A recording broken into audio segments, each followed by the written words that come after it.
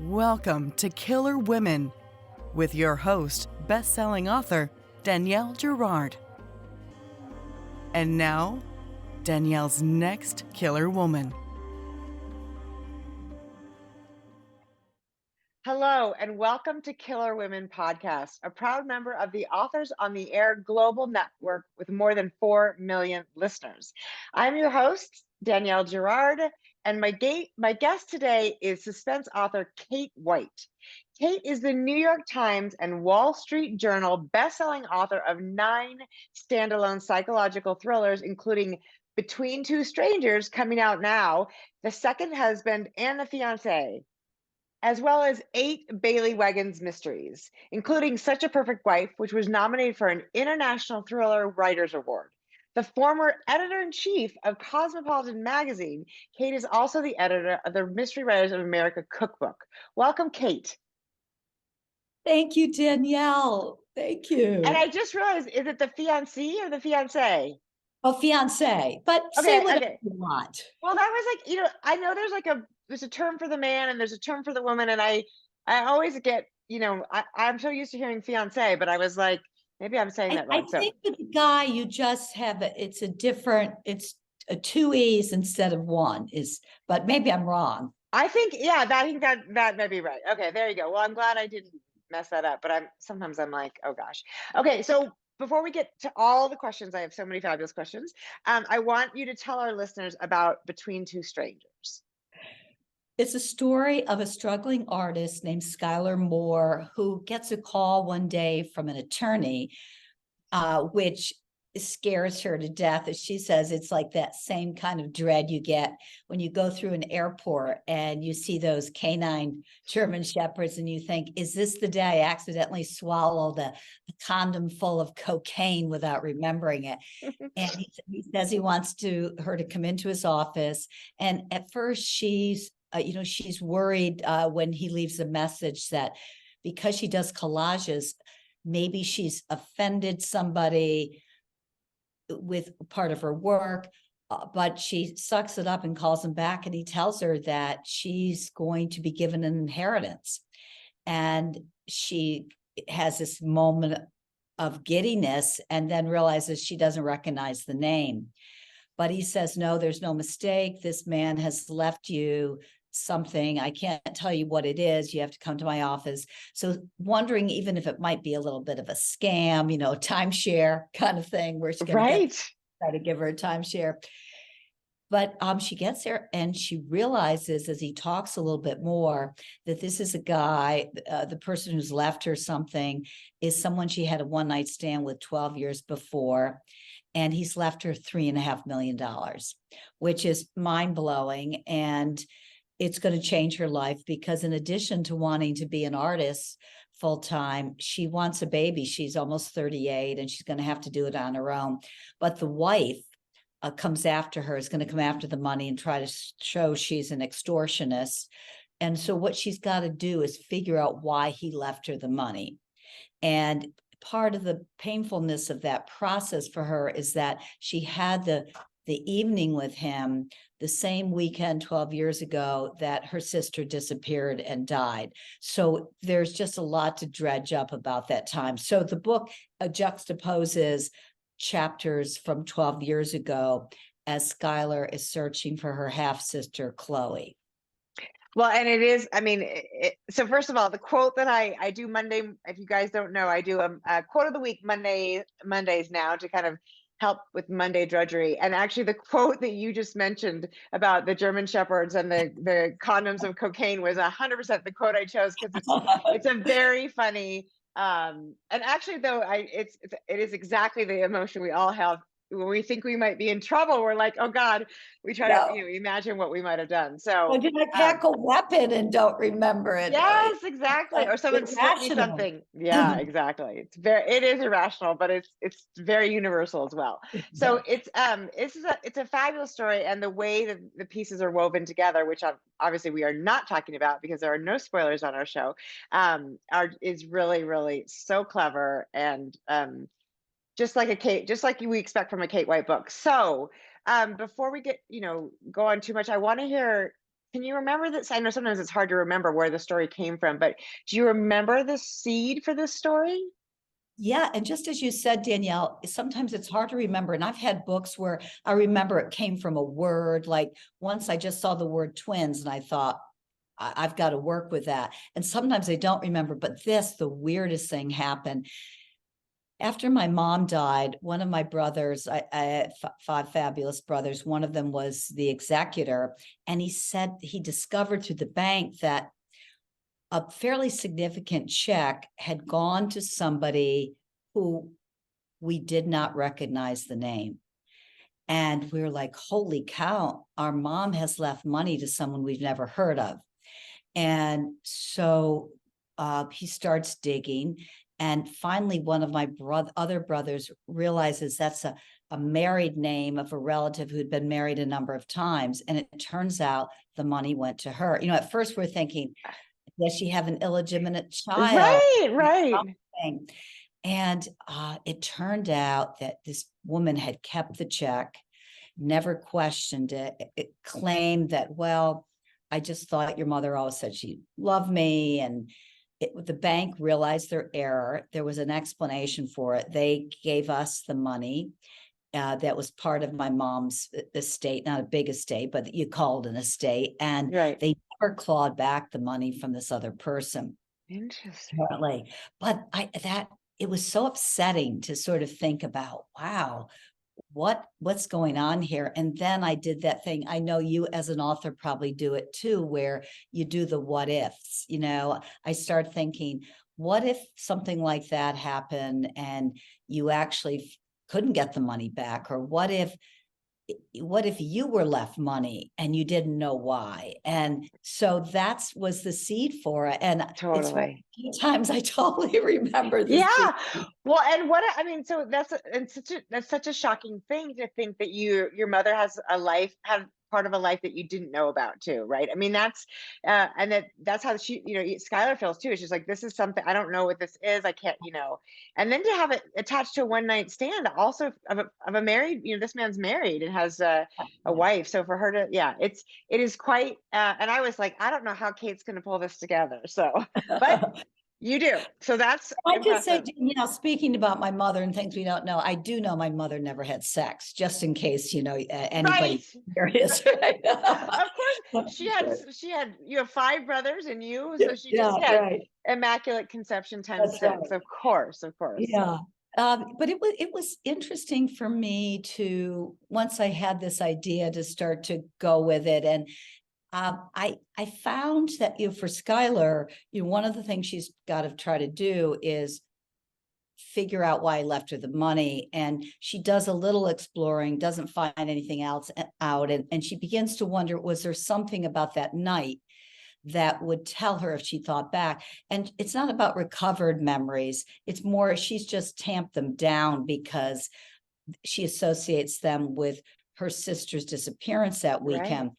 And so she's got to start trying to dredge them up. And because Skylar is a collage artist, she suddenly realizes she's going to make a collage. So she starts downloading pictures from the boutique hotel where she met him and puts those on the collage. And they played the game Two Truths and a Lie. So she put some elements there, and it was in Boston. So she puts pictures of Boston and a picture of herself as a young, very happy woman then, who she isn't so much now, when she was in grad school as an art person.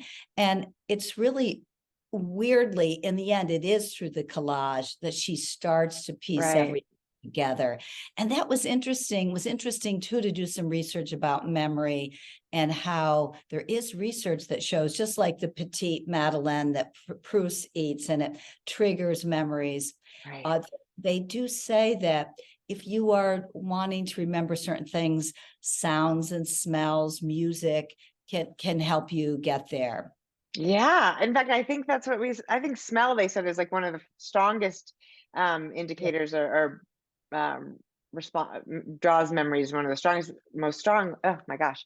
is a very strong association with memory. But of course, it makes total sense that that was such a traumatic experience for her that, anything related to that time in her life is probably really, like you said, tamped down. So I'm curious about the collage because it was so fun to read about that. And I have to ask, in addition to being a bestselling author, Kate, are you also an artist, or is this something you just researched?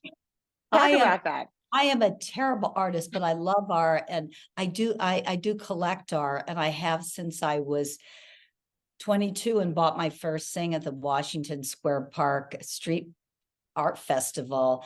And I've been lucky to get things that little head behind me is Yeah. from was actually from the collection of Vincent Price. It's a Incan head from the 1500s. And I just love art. I love to go to galleries. And it was actually, there was a fantastic some fantastic collage shows that I've seen. There was a Matisse show a number of years ago at MoMA, Museum of Modern Art, Yeah. where it was just his cutouts.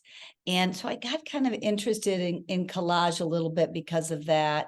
I don't own any collages, but it intrigued me. And I actually made some collages myself because I can't draw or anything. But with my daughter was little, just for something fun to do, we made collages. So that gave me something to give Skylar that I could kind of relate to. And she even admits that she was very moved by that Matisse exhibit at MoMA to Yeah. start doing collages. Yeah, it's so fun. I mean, it is not a sort of the art that we normally necessarily think about when we think about, art, but it's a very interesting and evocative form of art, and we could totally picture it when Skylar was doing it, especially the one, about that experience in that night. So can you tell us a little bit about your process? Are you a plotter, pantser? Do you know the whole story? Tell us how you work. Well, I definitely am a plotter. I just can't imagine not doing it that way. What are you, Danielle? I'm a pantser, but I would love to be a plotter. So if you have any advice for us, I so I admire people like you. And Lisa Unger is a good friend of mine, and she just says my characters take me where they're going, and I can't do that uh, for the full picture, but I do it as I work my way through the book. I always know when I start the killer, why they killed, and I also know how I'm going to try to do the main twist. But then I let people kind of have their own heads a bit. I plot out generally 4 chapters at a time, always sort of knowing where I'm going. yeah. And it's during that process that it's so much fun because people misbehave. They do things that you weren't expecting them to do. Yes. They make you go, oh my, wow, I'm going to have to make a little shift in my thinking here because you just decided to do that. So that's the fun of it. But I've never been able to do that with the whole book. Well, actually, I think that's kind of a perfect mix, right? You know kind of what road you're on and generally what direction you're going, but the magic of sort of like you said, the characters taking off on their own is still there, and that is sort of the fun part. I mean, there are people I know who plot out every scene and every Right. and I can't imagine. I think I'd do that and be like, okay, the book is done. I don't really want to write it. Yeah. Well, who is the author, the British author? Well, she's American, but she writes the British books. Thomas Linley, she did a whole book about how important it was to plot out every single Oh thing. wow. And you know every detail. I thought that would not be engaging for me if I sat down every day and didn't know that today something wacky is going to happen in my brain. That's part of the fun of it. Do you ever, as a pantser, box yourself into a corner or realize, uh-oh? Well, that's the problem. I mean, and I'm, set, I guess 16, 17 books in, and I end up like writing oftentimes 25, 30,000 words and realizing that is not, that I need to shift. So it is not an efficient way to write. That's why I'm like, if I could figure out how to be more of a plotter, but I'm finding now that like a book whisperer, like somebody working with me who just Oh, checks my progress and says, okay, this is still on track. This is still on track. And Danny Palmer, who I know you know, yeah.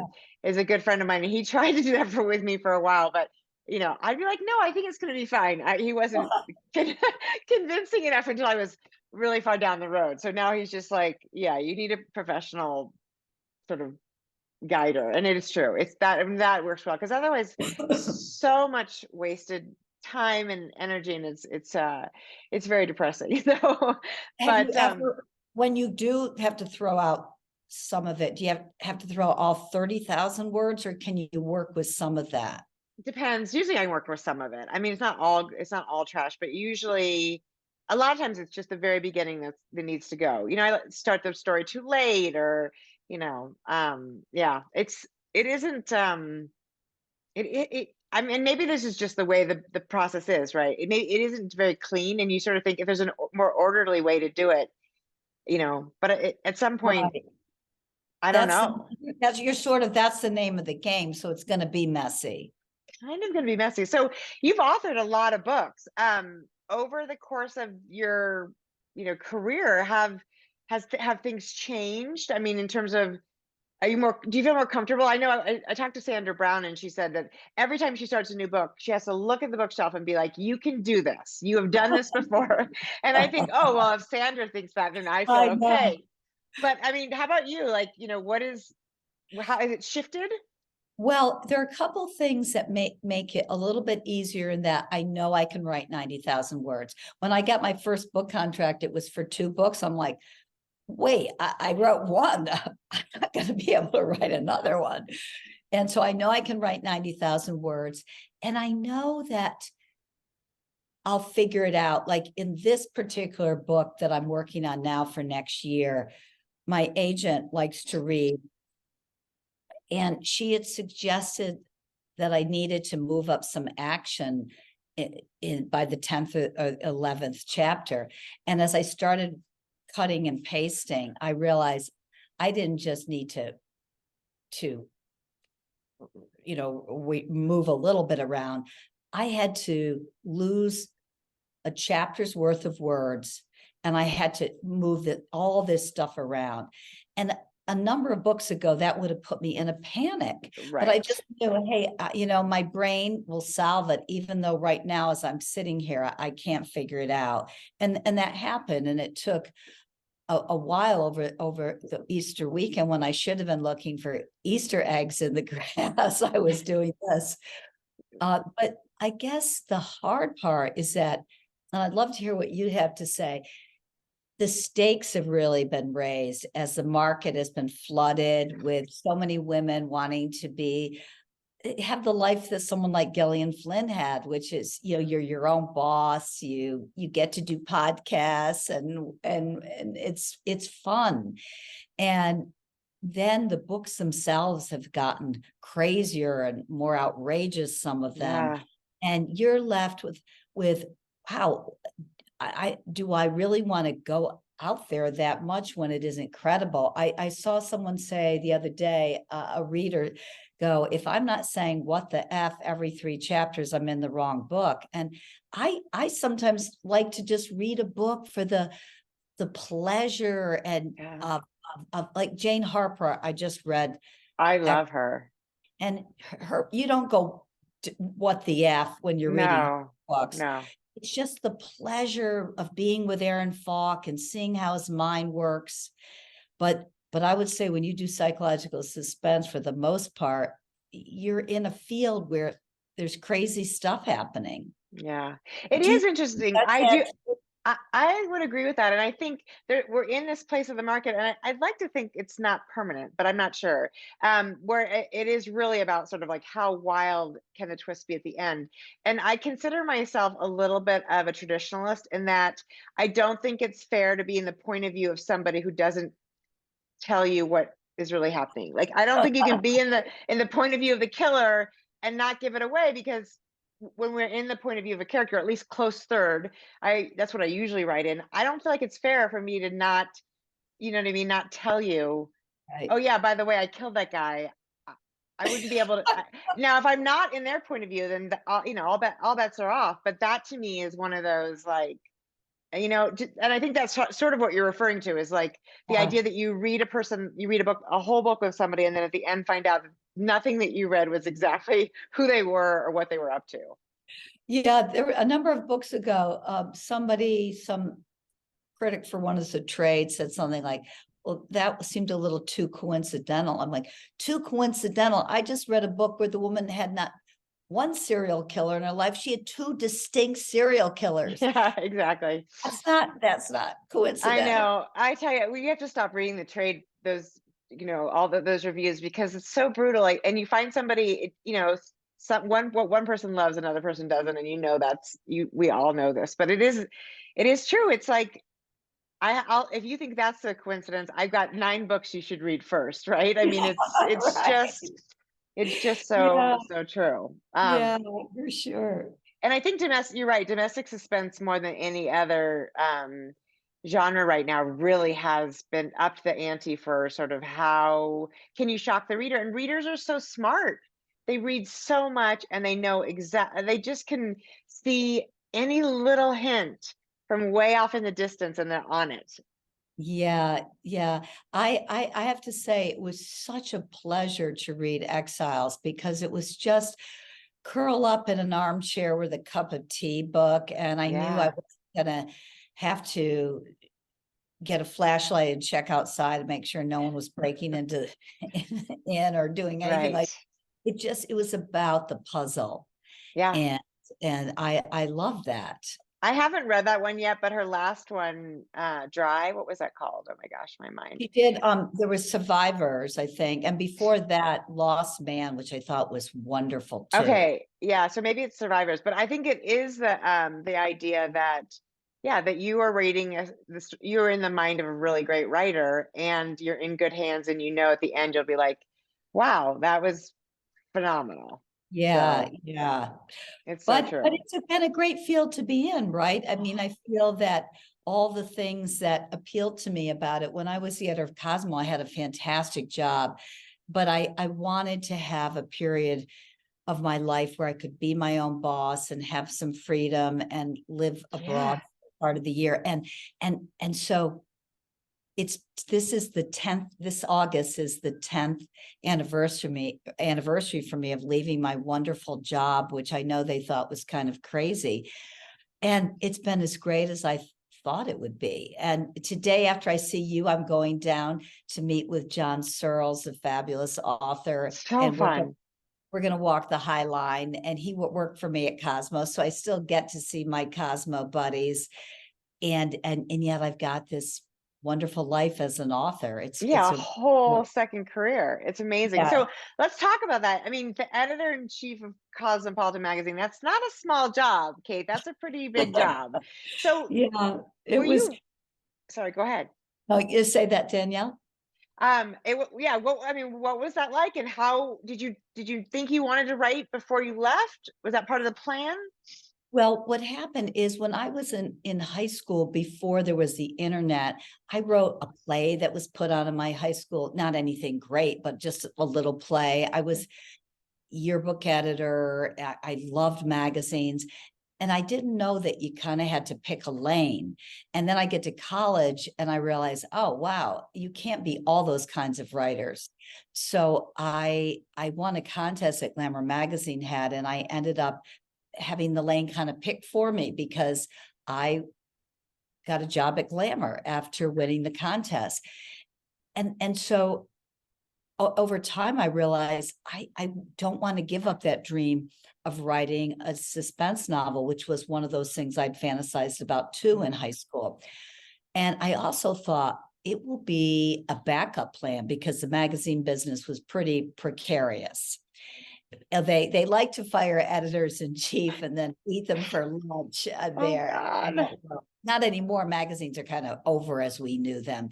But I decided I would try to get a contract writing suspense novels to fulfill that dream, but also to have a plan B, and which they didn't even call it plan B then, but in retrospect, that's what it was. so I didn't, in the end, I didn't need a plan B, but I was glad I had it. But then when I got to a certain age, I thought, if I don't do this now, I'm never going to have the chance to do it. So I started, even while I was at Cosmo, writing Suspense, and it was definitely burning the candle at both ends. But I kept thinking, this will help me out. And then I got to a point where I felt I could leave and do it. And as much as I gave them 2 years notice, that stretched into 3 because they wanted me to stay another year while they found my replacement.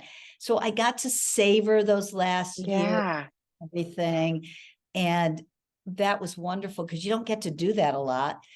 But it worked out well. And it's also nice. Cosmo was under me, we became the #1 seller in newsstand single copy sales in the United States. And we were the #1 women's magazine in the world. So the pressure that would happen, I get that call the first Tuesday every month with the first checkup at newsstand. And I'd be like, oh no, I would see Jim called. Oh gosh. And I didn't know if he was going to say, Kate, you got a winner on your hands, or don't ever use so-and-so on your cover again. Oh, wow. I can't even imagine the pace that you were, that you were running in those days. That is just, and to do that with, and then also be writing novels. So 10 years, congratulations. You've been, I mean, we can't really call it retired, but retired from one job and into Yeah. the next, and no regrets, it sounds like. So that's amazing. No, and I think a lot of people probably have thought about reinvention because of the pandemic. And I do think Yeah. it's really good to step back and look at your life and say, we can be serial achievers. I think where you can do something for a while, then change. And one of the things that I found interesting, a lot of the women I talked to who reinvented kind of tapped into a girlhood dream. And so it's Yeah. interesting to go back and think about, what did you dream about as a young woman and what that meant for you? So I'm really glad I did it, and I'm glad I did it when I did it, so I had time to enjoy it. Yeah, I mean, actually, you're ahead of the curve, because I think we talk a lot more about sort of, second careers, second lives, second chances, or whatever now than after the pandemic, like you said, than we did back then. Right. So, I mean, and like you said, I'm sure a lot of people thought you were nuts. Yeah, it was. I had a clothing allowance that you would not believe. And there were just so many great perks, the car and driver and the Cosmo Beauty closet. But that would have all gone away anyway, because part of what accelerated my decision to definitely go was I had access to not only my numbers, but as part of the company to all magazine numbers. And we traded with other magazine companies, and I could see the bottom falling out because Gen X read magazines. Gen Y was sort of on the cusp, and Gen Z, they read them only on the internet. People do not buy hard copies anymore of magazines, and I Yeah, don't either. I read a few magazines like Vanity Fair in New York, but I read them online. me So too. I Yeah. understand it. I get it. It's part of the times are changing, and it happened. Yeah, you were there at the heyday, which was an incredible place time to be there. And I am coveting the clothing allowance as we speak, but that's amazing. So you obviously know New York so well. And it was really fun for me to read about Evolution, which is a store that has all Oh, these like yeah. scientific, they have, bones and skins and shark teeth. And because it's one of my son's favorite stores. Really? Oh, Yeah, wow. I've got two brothers in Brooklyn, and actually my son is now at FIT. But when he was little, that was like the play. He and my nephew would be like, "Can we go to Evolution?" And Oh, that I area, know. the Mercer Kitchen is kind of right in that area. We would be like, Yeah. You can go there, and the moms will be having a glass of wine at Mercer Kitchen." So Yeah. anyway, it's such a lovely spot. So, but let's talk about, you also now spend some of your time in Uruguay, and that is, I mean, it's not the place we hear about. So, tell us about that. No. First of all, I want to visit, and it looks amazing. So, tell us how you ended up there, and how often you're there, and what that's like. Can I just tell you, Danielle, if you ever visit, I would love to treat you to dinner or lunch at my house. My Yeah. husband and I traveled a lot with our kids on eco trips because my son was a restless traveler. He just did not do well in museums. And so we started going and doing a lot of trips to Central and South America, and mostly bird watching and eco trips.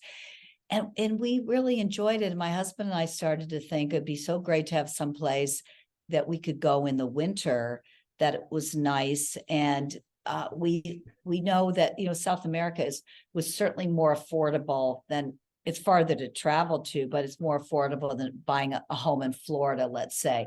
So we started looking around a little bit, and some friends of ours, two guys that have been lifelong friends of ours, a couple, they had bought a place in Uruguay, and we went and saw, they bought land, and we went and visited their land after we'd been in Argentina for a few days. Uruguay is just to the east of Argentina. A lot of people don't even know where it is. A friend of mine said to me, well, would I have to fly through the Congo to get there? He's wrong continent. Probably not, right? So while we were there, he just showed us this little house in this little beach town where he lived, and it was for sale. And he had already arranged for a real estate agent to be there. And we bought it the next day. And I think part of why we were able to pull the trigger, and I always tell people this, years ago, I remember hearing a woman at a lecture say, you can't have anything until you first imagine yourself having it. So we started to imagine ourselves living someplace in South America. Yeah. Now, Uruguay is an incredibly progressive country. They are one of the great democracies in the world. They're energy efficient. They're really progressive. And it was a wonderful place. It's a wonderful place to live. And people are very chill and laid back and very, very nice. They're wonderful parents. It's just great to be around.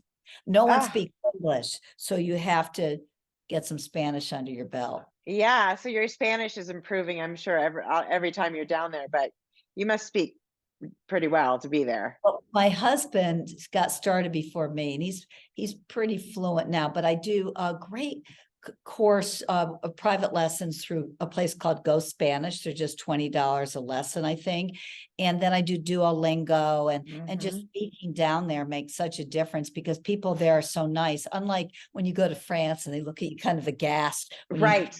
Don't try to speak our language. Exactly. That's so true. Yeah. Well, I'm gonna put Uruguay on my list because it sounds amazing, and it isn't a country that, I mean, we've traveled through parts of South America and Central America, but it's not ever sort of come up as one of those places that we ought to visit. Have you been to Argentina? I've not. I've been to Peru and oh gosh, Ecuador, Brazil, but not to Argentina. Well, you are so much more aware of South America than most Americans. But if you, I would suggest you go to Buenos Aires, which is one of the great cities of the world.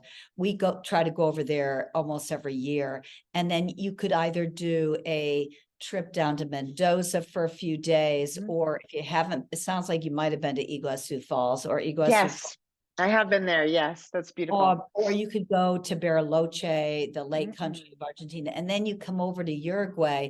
It doesn't have the culture or the history of fabulous Peru or Chile or of Argentina or Ecuador, but it's beautiful. Darwin spent about 10 weeks there, right near where we live.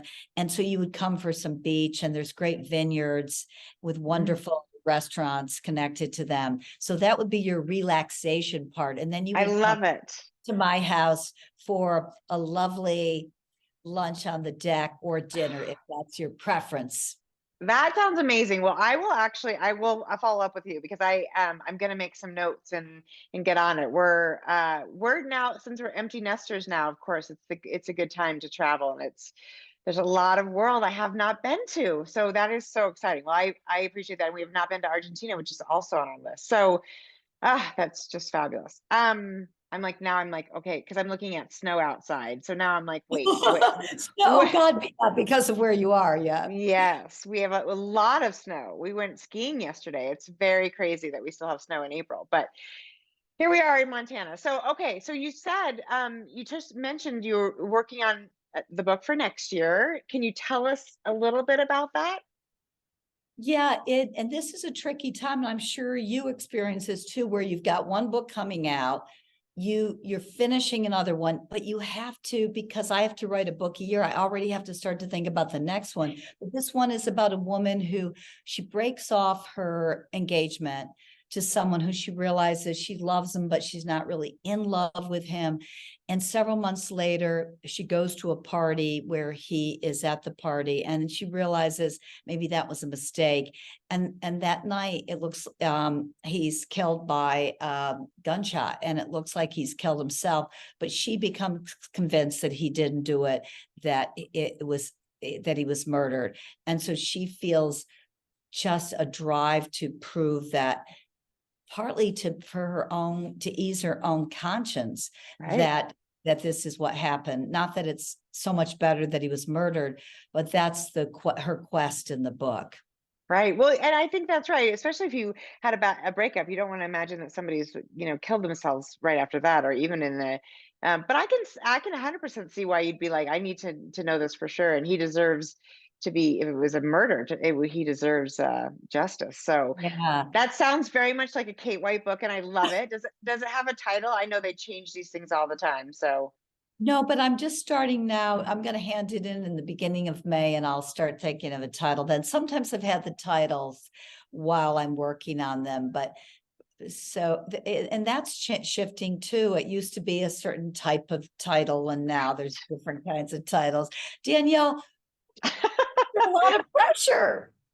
I know it is. And it's a lot of pressure. It's a lot of being flexible about a lot of things. But it is kind of like, it's really the love of my life, this job. It is, and anyone who may be listening, it is as fun as it looks. Yeah. But it's also as hard as it looks. I know. It's as fun as it looks until 8:30 in the morning and you sit down at the desk. Right. And you're like, oh dang, that damn blank cursor. Somebody told Yeah. me recently that they leave themselves the night, when they finish the day, they leave themselves in the middle of a scene, which I thought was brilliant, because I like to sort of finish a scene and You can then, Google it. Hemingway said that. Leave off oh, at a part that you love working on, so that when you get up in the morning, that's what you're doing. I also been doing something lately that I read. Karen Slaughter told me she uses a timer sometimes, and I read yeah. about something called the Pomodoro technique, where you set it for 25 minutes and take a 5-minute break. That has been so helpful to me, because I would get up and putter if left to my own devices. Well, it's funny too. I actually do 15 minutes because I find 25 minutes sometimes seems a long time. But a lot of times that buzzer goes off and I just hit restart. I think that's right. That's the sprints, writer sprints. And Oh, that's I've never heard it referred to that way. That's great. Yeah, and I think the Pomodoro method it's the same, but I think for those people who are sort of like trying to write something and feeling like, God, all that time, no words on the page. It's a really nice way of sort of being like, okay, all you have is, it's only 15 minutes. In fact, my sister is so funny, and I am desperately trying to get her to write a book about some funny, and hard life experiences that she's had with her kids. And I just said, I said, here we are. Let's just set a timer for 15 minutes. And she wrote like 400 words, and I was like, see, that's all you need. Yeah, yeah. 15 minutes a day. And I think I also try to urge beginning writers, you don't have to write all morning or all day. When I first started, because I was so afraid of being able to commit, I wrote for only 15 minutes a day. In the 15 minutes, the whole day, that's all I wrote. Yeah. And so that's what I did for the first number of months. And then I stretched it and stretched it. Yeah. But I think don't bite off more than you can chew in the beginning. And you can write a whole book in 15 minutes a day. It takes a long time, right? But You can. And even if you absolutely. do a page a day, you've got 365 pages. Yes, exactly. And I think, and the other thing about that method is that it's better, I think, to touch the book every day if you Oh, can, right? yes. I So have talk these about that. friends who are they write on vacation, or they go take writers retreats for themselves. I'm like, if you're not writing every day, Walter Mosley says this, John Grisham, and who are we to argue with them? You have got to write every day, because like I think of it, I just came up with this thinking about Darwin, since he spent time near us. I was reading some of his writings, and he came up with the concept that's now called primordial soup, where it was this kind of bubbling thing in the beginning, the world, and that's life sprang from all these amino acids or whatever, and so I think you got to have that cooking, and if you go away for 2 weeks from that, your soup is cold. So you've got to keep the primordial soup going. I agree. And I also think there's something about, like, when you're keeping track of so many characters and plot points and twists and stuff, it just being there every day to be like, it's sort of like keeping in touch with a friend who's in a crisis, right? You just need to know kind of blow by blow what's going on. And your brain is more likely to solve those problems about if you're not sure how the twist is going to play out. If you're working with the primordial soup every day, that answer is going to gurgle up for you, rather than if you're starting cold at some point. Yeah, I totally agree. And it's hard. I mean, we obviously all miss days, but I think it is a lot less painful. It's like not going back to the gym, right? If you haven't been there for 2 months, it's like excruciating. Right. So, yeah. So anyway, well, that's exciting. So, okay, so this book is coming out on May 16th, and this show will be live on May 18th, which means that at the time of you're listening to this book is available, Between Two Strangers by the amazing Kate White. And this has been so much fun, Kate. I'm going to see you. Oh my God. If you don't come to Uruguay, I'm going to come to Montana and find you. Oh, I love that. You're 100% welcome. I'd wait until the snow melts, which could be a while, but I would love to have you in Montana too. And I will. I'm going to be there. You're going to be like, oh, yeah, and I will coming. send you links. Once you're really thinking about it, I'll recommend hotels in Buenos Aires, restaurants, the whole works. Ah, God, Kate White / best-selling author / travel agent / fabulous woman / editor. Amazing. So it has been so fun to chat with you. I'm going to see you at Thriller Fest, right? Yes, absolutely. See you there, Danielle. Yes. Everybody, this has been Killer Women with the amazing Kate White. Thank you so much for joining us, and we will see you next time. Bye.